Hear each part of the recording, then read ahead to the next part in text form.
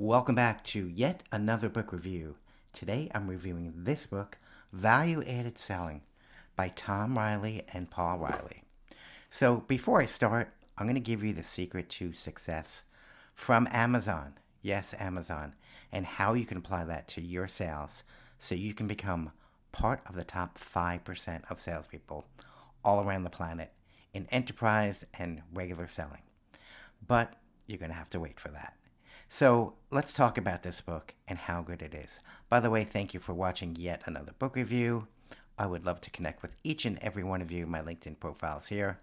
And you're on YouTube, so thank you for watching. Please like, share, and comment. So let's talk about this book and how you can become the top 5% of salespeople. It's very easy. Anyone can do it.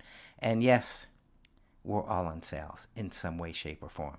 So let's talk about the first point here. Stop selling price. Stop selling features. They matter, but they don't matter as much as you finding out what the company and what your prospect actually needs. In other words, you need to sell the solution. What is their problem? How will your product or service fix that problem? Why is it better than the competitors? Why is it safer choice than staying with what they have? You need to find that out by research and by questioning. Which brings me to the second point. The product and the service isn't what you're really selling when you're doing value-added sales. What you're selling is the customer experience. It's the customer journey. It's the customer solution. You're selling the experience, not necessarily the product or the service. Of course, those things do matter, and those things will ultimately make the difference for your client. But you need to find out what parts of the solution that you have available to everybody apply specifically to your client, and work with them and find out exactly who they are and what they need. And these days, there's a lot of buying committees. So it's more than one person you're going to have to find the need of and the solution to. Each department is different. Each of them have their own needs. And in the book, it's categorized. Basically, department 1, 2, or 3, or type of buyer 1, 2, or 3, and what their needs are. And they can be different, but you can unify those needs. Always try to get as many decision makers as you can on the call or on the multiple calls that you're going to have. Let's go to point 3 here. Top salespeople, and I know you're going to become one, they listen, and by the way, research, more than they talk.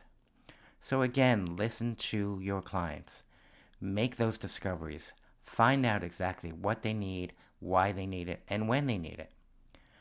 Get their use case, and then match it up to what you have to offer.